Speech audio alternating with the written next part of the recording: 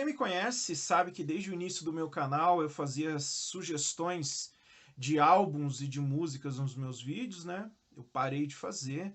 Inclusive eu não vou colocar trecho de música nenhum aqui porque o YouTube bloqueia, né? O YouTube, leis de direitos autorais, não é uma coisa...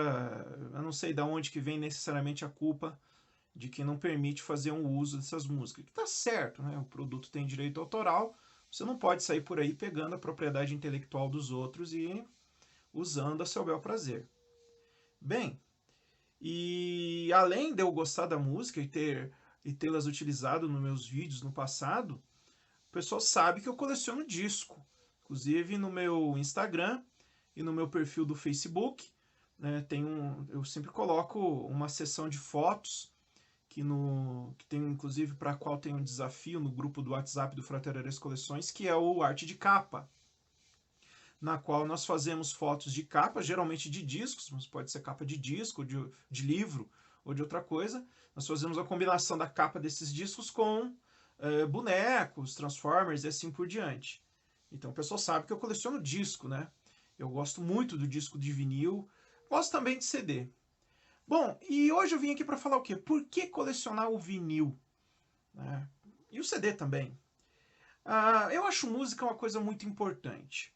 Né? E hoje as pessoas estão ouvindo música ruim, música de baixa qualidade, não só no quesito da composição, da pobreza das composições atuais, tudo cada vez não, tudo se estabilizou num patamar comercial que não privilegia o artista, mas sim o mercado, e tudo é muito fabricado, as músicas são fabricadas hoje, né?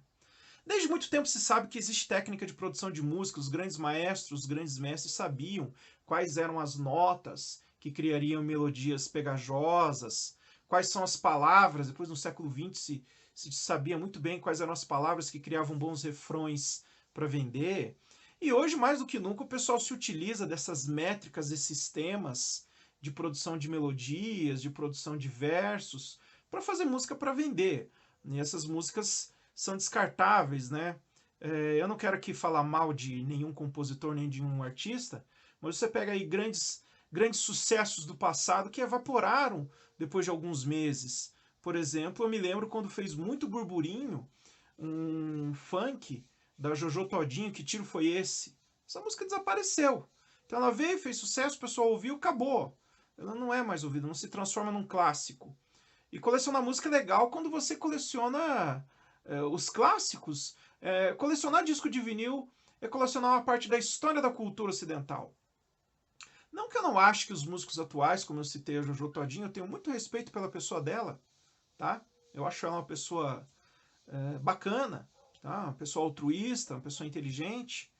Engana-se você que acha que esse tipo de gente é burro, muito pelo contrário, tá ganhando muita grana, né? Mais do que o espertão aqui, né? Muito mais do que quem se diz entendido aí, culto e tal. Mas a coleção de vinil pode trazer para você um histórico da cultura, coisas importantes. Isso é muito bacana.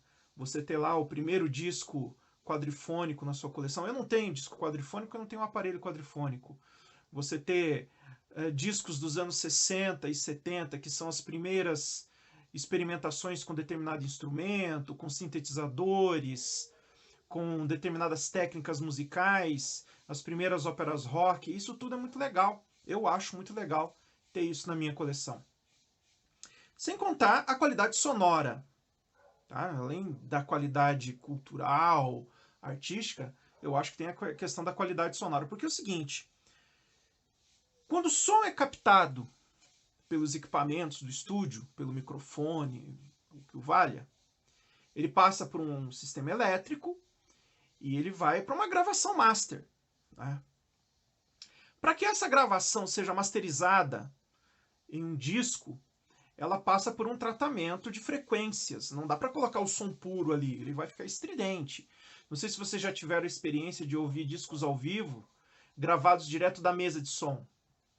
Não fica legal, você não consegue nem perceber direito o que estava sendo tocado, porque as frequências estão desreguladas. Então é feito esse tratamento. O problema é o seguinte, Quando se começou a fazer o tratamento digital, certos picos, uma faixa de pico de frequência passou a ser descartado no arquivo digital. Quando você ouve o arquivo em vinil, essa compressão, essas pontas, esses picos de frequência, ele é preservado.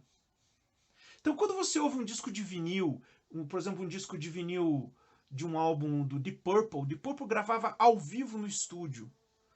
E, por exemplo, o Machine Head, um disco que eu espero falar aqui nesse quadro, ele foi gravado inteiramente ao vivo e cada música é um take histórico, é um registro histórico do que foi feito ali. Aquela frequência que foi transferida para a fita master e depois para o acetato, que é o primeiro registro físico, depois criado um molde, depois prensado no vinil, aquilo lá é um retrato do que aconteceu no estúdio. Quando você ouve o CD, essas frequências extremas, porque o som é uma onda, eles são cortados. Se você tiver ouvido sensível o suficiente, você vai perceber. No disco de vinil, aquele toque da guitarra, aquele sussurrar da voz, ele vai mais ao fundo, até ele acabar. No CD, ele é cortado. E quando você ouve streaming, meu amigo, quando você ouve um arquivo digital, a compressão é maior ainda. A perda de frequências, a perda de som é maior ainda. Então, quando você está ouvindo um arquivo digital, você está ouvindo um arquivo mais pobre. Então, é muito diferente de você ouvir um arquivo digital para ouvir um CD. Claro que o arquivo do CD ele é mais completo, ele é maior. E é muito diferente de você ouvir o CD para o vinil. Muito diferente, tá? Quando você ouve o CD, você está ouvindo um arquivo fortemente comprimido. Tá certo que alguns vão dizer que os discos atuais de 180 gramas, edições modernas, eles são oriundos de arquivos digitais e há uma certa compressão. Olha, eu particularmente não vi muita diferença do CD desse álbum Endless River do Pink Floyd para o vinil 180 gramas Endless River do Pink Floyd. Me parece que tem o mesmo som. Mas a diferença sonora do CD para um vinil totalmente produzido de forma analógica é muito grande. Quando você, principalmente esse disco aqui, ó, quando você for comprar um disco ao vivo, faça uma pesquisa. Hoje nós temos a vantagem da internet, né, cara? Eu fico chocado com a juventude hoje dizendo que não conhece música. Meu amigo, você tem a ferramenta do mundo nas mãos. Você pode fazer coisa que na minha época de garoto jamais sonharia em fazer. A gente descobria disco, lançamento de disco na loja. A gente chegava na loja e ia ver e falou, nossa, saiu um disco novo. Não tinha notícia. Tinha revista, mas a revista nem sempre noticiava, ou você perdia um número da revista, você não via o lançamento. A gente tinha que comprar a revista na banca para ficar sabendo das coisas. Ou mesmo ir na loja procurando. Hoje não, gente. Hoje vocês têm internet, vocês têm a possibilidade de ouvir todas as discografias, conhecer um universo de música. Aproveite essa oportunidade. Então, quando você for comprar um disco ao vivo, faça uma pesquisa e veja se o disco tem overdub. Na entrevista de David Gilmour do Pink Floyd sobre esse álbum aqui, ele fala que esse álbum tem pouquíssimos overdubs.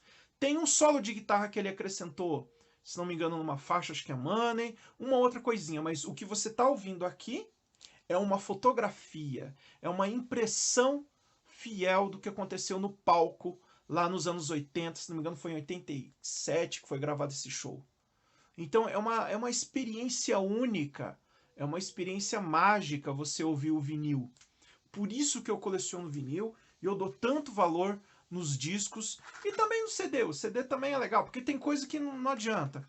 Que nem no caso, eu comprei o Endless River em vinil por um capricho de colecionador, mas eu acho que as músicas novas, as bandas, as coisas recentes, onde tudo é produzido digitalmente, o CD cumpre bem o papel. Agora, é óbvio que tem a questão da praticidade, né?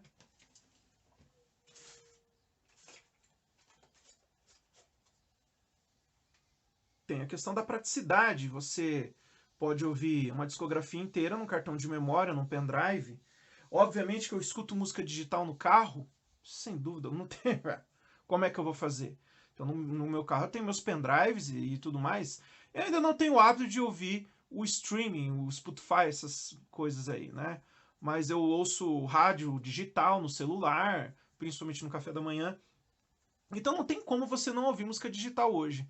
Mas permita para você esse presente, esse capricho, principalmente você que gosta de música. Se dê o direito de ouvir uma música pura, uma música verdadeira, uma música de um disco de vinil. E como eu sempre digo, vamos colecionar, galera. Porque colecionar é cultura.